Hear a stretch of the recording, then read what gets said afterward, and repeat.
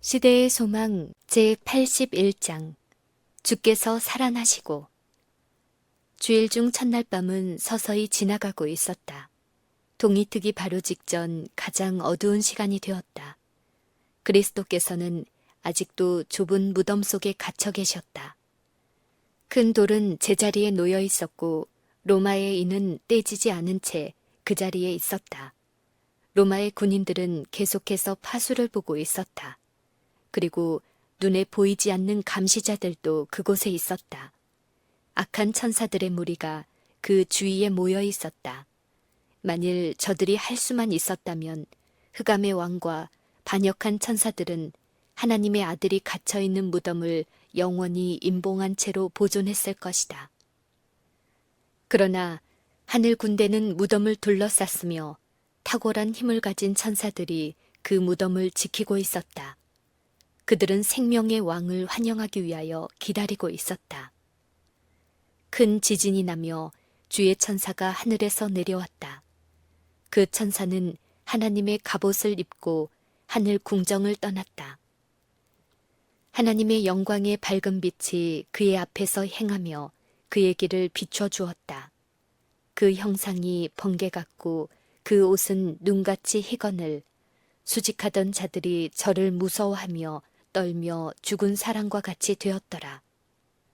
제사장들과 관원들이여, 그대들의 파수병의 힘이 어디 있는가? 일찍이 인간의 능력을 두려워해 본 일이 없는 용감한 군사들도 이제 칼과 창을 빼앗긴 포로들과 같이 되었다. 저희가 쳐다본 얼굴은 이 세상 용사의 얼굴이 아니요 가장 강한 주님의 군사의 얼굴이었다. 이 사자는 타락한 사단의 자리를 대신한 천사였다. 이 천사가 베들레헴 언덕에서 그리스도의 탄생을 선포한 바로 그 천사였다. 그가 가까이 이를 때 땅이 진동했고 흑암의 군대들은 다 달아났다. 그가 무덤에서 돌을 굴려버릴 때에 하늘이 땅에 내려온 것 같았다. 군사들은 그가 큰 돌을 조약돌을 굴리듯이 옮기는 것을 보았고 그가 또 큰 소리로 하나님의 아들이여 나아오소서, 당신의 아버지께서 부르십니다 라고 부르짖는 음성을 들었다. 그들은 예수께서 무덤에서 나오시는 것을 보았고 또 갈라진 무덤을 향하여 나는 부활이요 생명이라고 선언하시는 음성을 들었다. 예수께서 위엄과 영광을 입으시고 무덤에서 나오실 때 천사의 무리는 구주의 앞에서 허리를 굽혀 그분에게 존경을 표하고 찬송의 노래로 그분을 환영하였다. 한 지진은 그리스도께서 목숨을 거두신 시간을 알렸고 다른 지진은 그분이 개가를 부르며 생명을 찾으신 순간을 알려주었다. 사망과 무덤을 정복하신 그분은 땅이 비틀거리고 번개가 번쩍이며 우레와 뇌성이 치는 가운데 정복자의 발걸음으로 무덤에서 나오셨다. 예수께서 세상에 다시 오실 때에는 땅만 아니라 하늘도 진동시키실 것이다. 땅이 취한 자같이 비틀비틀하며 침망같이 흔들리겠고 하늘이 두루마리같이 말리고 체질이 뜨거운 불에 풀어지고 땅과 그 중에 있는 모든 일이 드러나리로다. 그러나 나 여호와는 내 백성의 피난처 이스라엘 자손의 산성이 되리로다. 군사들은 예수께서 운명하실 때에 대낮에 땅이 어둠으로 덮이는 것을 보았으나 부활하실 때에는 밤을 비추는 천사들의 광명을 보았다. 그들은 하늘 거민들이 당신은 사단과 어둠의 권세를 정복하셨도다. 당신은 승리로 죽음을 삼키셨도다. 라고 큰 기쁨과 승리로 노래하는 것을 들었다. 로마의 파수꾼들은 그리스도께서 영광을 입고 무덤에서 나오시는 것을 바라보았다. 저들의 시선은 저희가 최근에 조롱하고 비웃던 그분의 얼굴에 집중되었다. 그들은 이 영광을 입으신 분에게서 저희가 재판정에서 가시관을 엮어 씌웠던 그 죄수를 보았다. 이분이 바로 잔인하게 채찍에 맞아 만신창이 되신 몸으로 빌라도와 헤롯 앞에 서서 아무 저항도 하지 않으시던 분이다. 이분이 바로 십자가에 못 박히신 분이며 자기 만족에 도취된 제사장들과 관원들이 머리를 흔들며 저가 남은 구원하였으되 자기는 구원할 수 없도다 라고 조롱한 분이다. 이분이 요셉의 새 무덤에 누워 계셨던 분이다. 하늘의 칙령은 포로를 석방시켰다. 그분의 무덤 위에 산들이 첩첩이 쌓여 있었다 할지라도 그분의 나오심을 막을 수 없었을 것이다. 천사들과 영광을 받으신 구주 앞에서 로마의 파수꾼들은 기절하여 죽은 사람처럼 되었다. 하늘의 수행원들이 저들의 시야에서 사라졌을 때 로마 군병들은 일어나 떨리는 다리를 이끌고 안간 힘을 다해 동산 문으로 달려갔다. 술 취한 사람처럼 비틀거리면서 그들은 급히 도성으로 달려들어가 만나는 사람들에게 이 놀라운 소식을 전했다. 그들은 빌라도에게로 가고 있었으나 그 보고가 유대 관원들에게 전해져서 대제사장들과 관원들은 사람을 보내어 그들을 먼저 저희 앞에 데려오도록 했다. 군병들은 이상한 모습으로 나타났다. 그들은 무서워 떨면서 창백한 얼굴로 그리스도의 부활을 증거했다. 군병들은 저희가 본 그대로 모든 것을 이야기했으며 사실 이외에는 아무것도 생각하거나 말할 시간적 여유를 갖지 못했다. 고통스러운 어조로 그들은 말하기를 십자가에 달리신 분은 하나님의 아들이셨고 한 천사가 그분을 하늘에 폐하시오 영광의 왕이시라고 선포하는 것을 들었노라고 말했다. 제사장들의 얼굴은 사색이 되었다. 가야바는 뭔가를 말하려고 애썼다. 그의 입술은 움직였으나 아무런 소리도 내지 못했다. 군병들이 회의실을 떠나려고 할 때 한 음성이 그들을 멈춰서게 했다. 가야바가 마침내 말을 할 수 있게 되었다. 그는 큰 소리로 기다리라, 기다리라. 너희가 본 것을 아무에게도 말하지 말라고 하였다. 그러고는 거짓 보고를 꾸며 군병들에게 주었다. 제사장들은 너희는 말하기를 그의 제자들이 밤에 와서 우리가 잘 때에 그를 도적질하여 갔다 하라고 말했다. 이 점에서 제사장들은 그들 자신의 술책에 넘어갔다. 어떻게 군병들이 저들이 자는 동안에 제자들이 와서 시체를 도적질하여 갔다는 말을 할 수 있겠는가? 만일 저희가 잤다고 하면 저희가 어떻게 알 수 있는가? 그리고 만일 제자들이 그리스도의 시체를 도적질한 죄가 입증된다면 제일 먼저 제사장들이 그들을 정죄하지 않겠는가?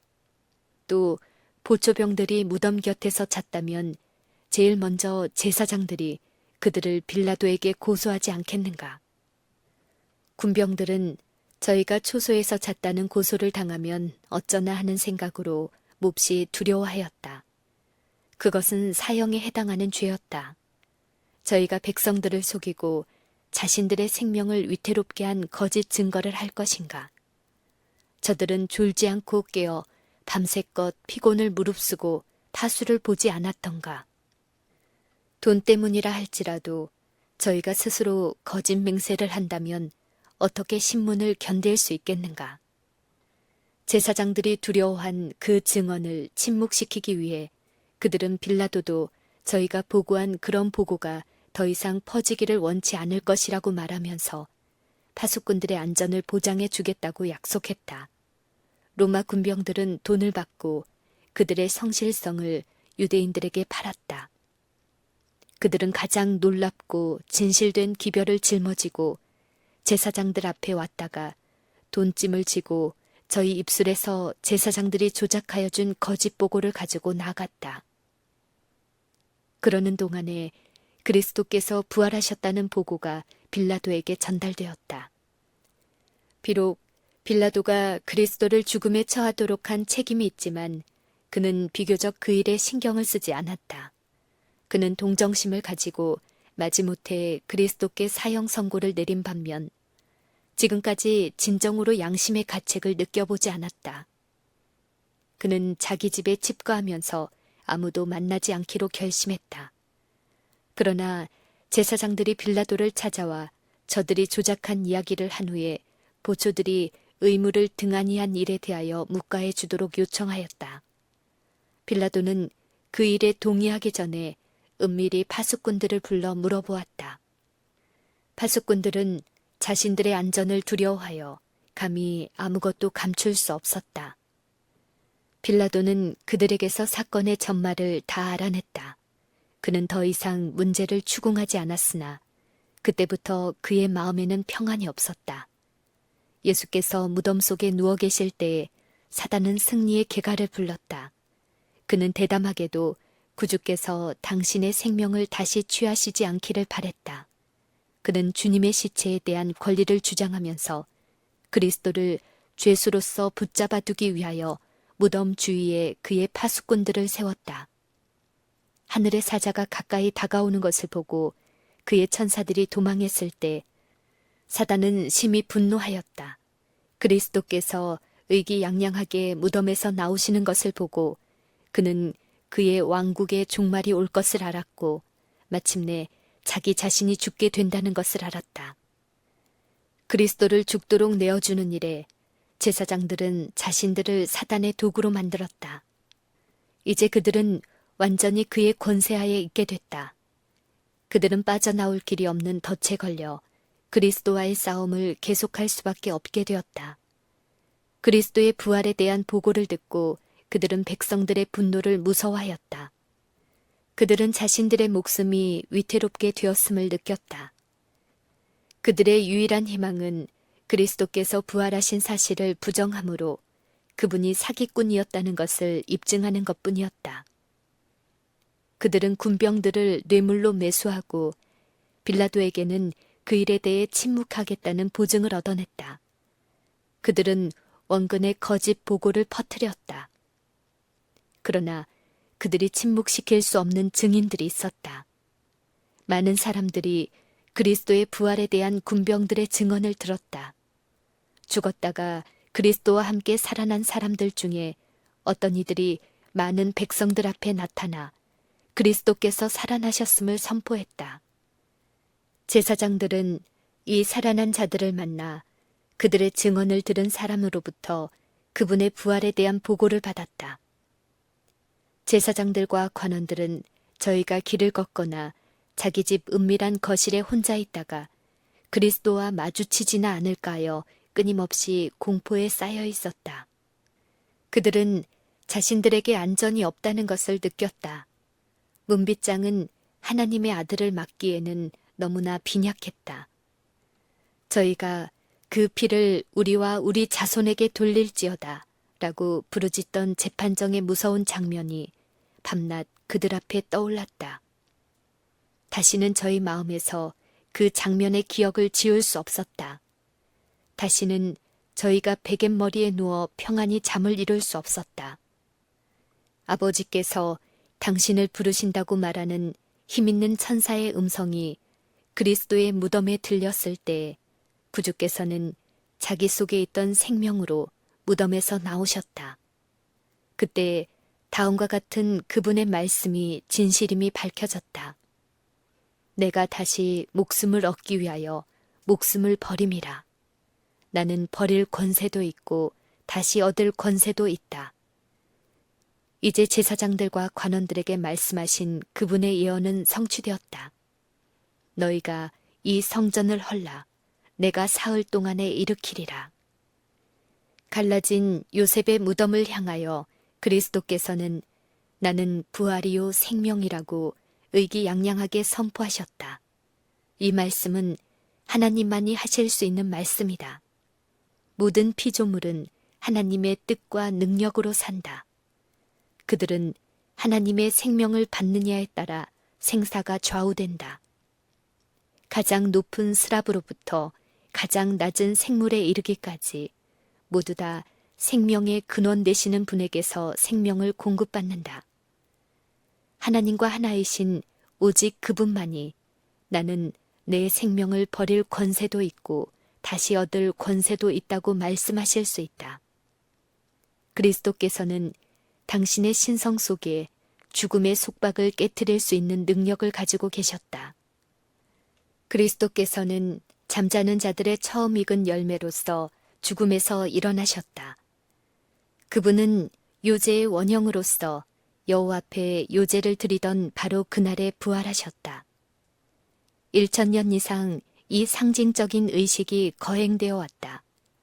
추수하는 밭에서 처음 익은 곡식의 이삭들을 모아가지고 유월절날 예루살렘에 올라가 그들이 가져간 처음 익은 곡식단을 여호와 앞에 감사의 예물로서 흔들었다.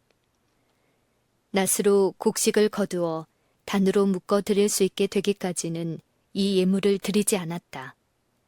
하나님께 헌납한 곡식단은 추수를 예표하였다. 그와 같이 처음 익은 열매 되신 그리스도는 하나님의 나라를 위하여 모아드릴 큰 영적 추수를 표상하였다. 그분의 부활은 죽은 모든 의인의 부활의 모형이요 보증이다. 우리가 예수의 죽었다가 다시 사심을 믿을진대 이와 같이 예수 안에서 자는 자들도 하나님이 저와 함께 데리고 오시리라. 예수께서 부활하실 때 그분은 사로잡혀 있던 한 무리를 무덤에서 데리고 나오셨다. 예수께서 운명하실 때에 있었던 지진은 그들의 무덤을 깨트려 열었으며 그분이 부활하실 때에는 그들도 그분과 함께 일어났다. 그들은 하나님의 동역자들이었으며 목숨을 바쳐 진리를 증거하던 자들이었다. 이제 그들은 저희를 죽음에서 일으키신 자를 위한 증인이 될 것이었다. 당신의 봉사기간 동안 예수께서는 죽은 자를 살리셨다. 그분은 나인성 과부의 아들과 관원의 딸과 나사로를 살리셨다. 그러나 그들은 불멸의 옷을 입지 못했다. 살아난 후에도 그들은 여전히 죽음에 정복당했다. 그러나 그리스도께서 부활하실 때 무덤에서 나온 자들은 영생으로 일으킴을 받았다. 그들은 죽음과 무덤을 이기신 그리스도의 전승 기념으로서 그분과 함께 승천하였다. 그리스도께서는 다음과 같이 말씀하셨다. 내가 그들을 구속하였으므로 그들은 더 이상 사단의 포로가 아니다.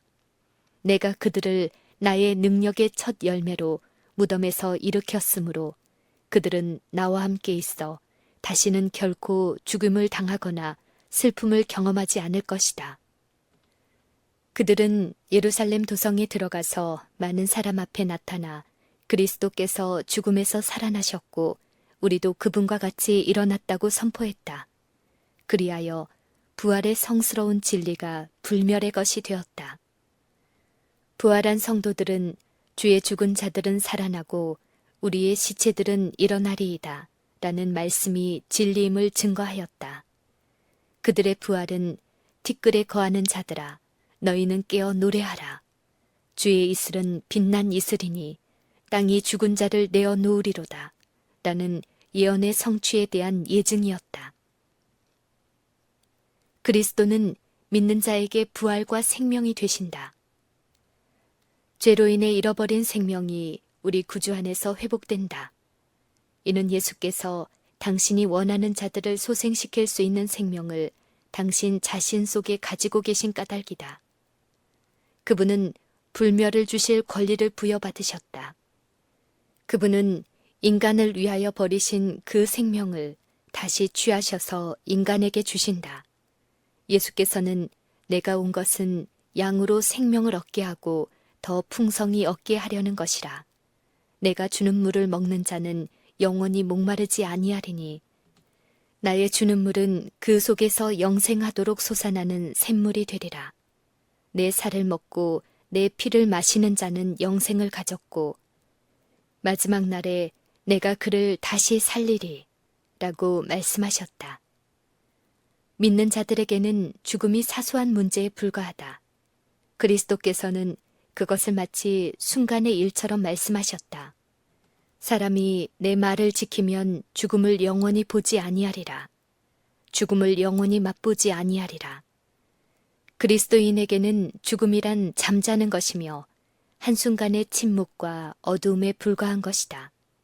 생명이 그리스도와 함께 하나님 안에 감추어져 있으며 우리 생명이신 그리스도께서 나타나실 그때에 너희도 그와 함께 영광 중에 나타날 것이다. 십자가 위에서 다 이루었다는 부르짖음이 죽은 자들 가운데도 들렸다. 이 음성은 무덤의 벽을 뚫고 들어가 자는 자들을 불러 일으켰다. 그리스도의 음성이 하늘에서 들리게 될 때도 그러할 것이다. 그 음성이 무덤을 뚫고 들어가 무덤의 문을 열겠고 그리스도 안에서 죽은 자는 일어날 것이다. 구주께서 부활하시던 때에는 몇몇 무덤밖에 열리지 않았으나 그분이 재림하실 때에는 값있게 죽은 모든 사람들이 그분의 음성을 듣고 영광스러운 불멸의 생명으로 부활할 것이다. 그리스도를 죽은 자들 가운데서 일으킨 그 동일한 능력이 그분의 교회를 일으키실 것이며 금세뿐 아니라 내세에서도 모든 주권과 모든 권세와 모든 이름 위에 그분과 함께 그 교회를 뛰어나게 하사 영화롭게 하실 것이다.